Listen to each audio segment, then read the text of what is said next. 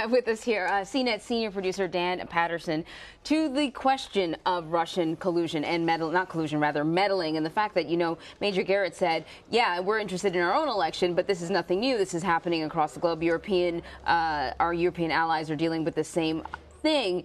Vladimir Putin found a common area in which he felt the U.S. and Russia could work together, right? Cybersecurity. He offered to help with cybersecurity. How does that sound in terms of an idea? It sounds like a fascinating idea.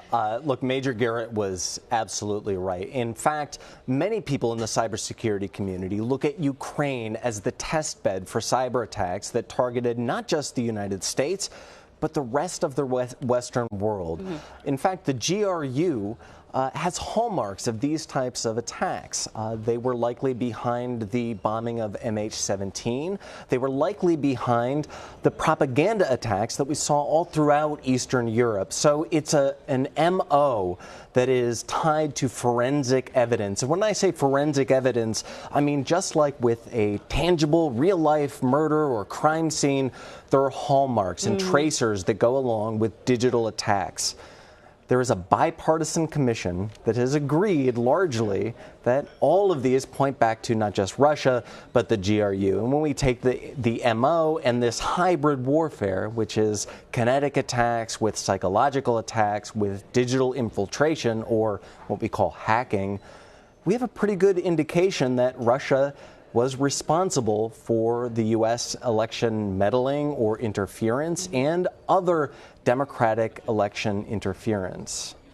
We haven't talked a lot about this, but Liz Palmer, our correspondent who's on the ground in Helsinki, did raise this during her discussions with Nora O'Donnell, which is, yes, the Russians meddled in our 2016 elections, as indicated by all of our intelligence agencies.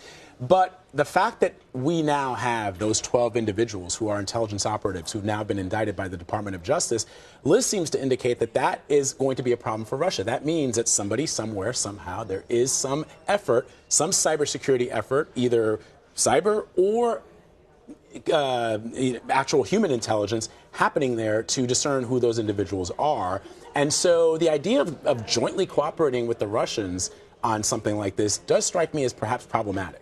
Oh, yeah. This is absolutely problematic in some very interesting ways. And I think you kind of hit one of the key words there, human intelligence. So the United States engages with the CIA and our other intelligence agencies in gathering information directly from sources and assets in the field.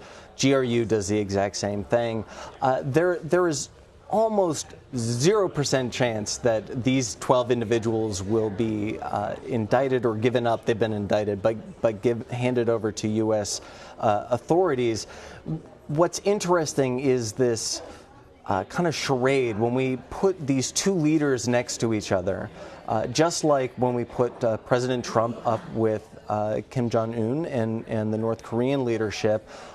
This is a win for them. Just standing on the stage, it validates many of the tactics. So it's almost laughable to say we would collaborate on cybersecurity initiatives because their goal is already achieved, and that is validation of the tactics that were responsible for, like Major said, not just the election of Donald Trump, but for meddling in many democratic institutions.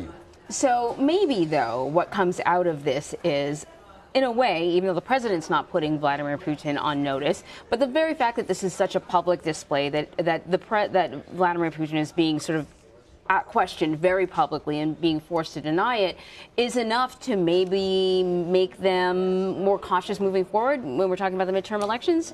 The biggest change that we'll see is a change in tactics, but we certainly won't see a disengagement with the U.S. midterm elections. These are long-term investments. Although the particular hack was pretty inexpensive, I think we reported on CBSNews.com that it cost less than $100,000. These are investments in a new type of hybrid fusion warfare, and that is we don't necessarily need bombs and guns and troops to accomplish our strategic goals, nor do we need diplomacy. And I think that's the biggest change, and that's where we see an investment in this hybrid war. The hybrid comes from using cyber to infiltrate and attack systems, and then using social media to fracture and fragment democratic supporters and those who live within the democratic institutions. Last tweet, you're a tech guy, from Lindsey Graham. Finally, if it were me, I'd check the soccer ball for listening devices and never allowed in the White House. Lindsey Graham does have a sense of humor. He's always put it on display whenever he appears here at CBS News. Something to think about, Dan.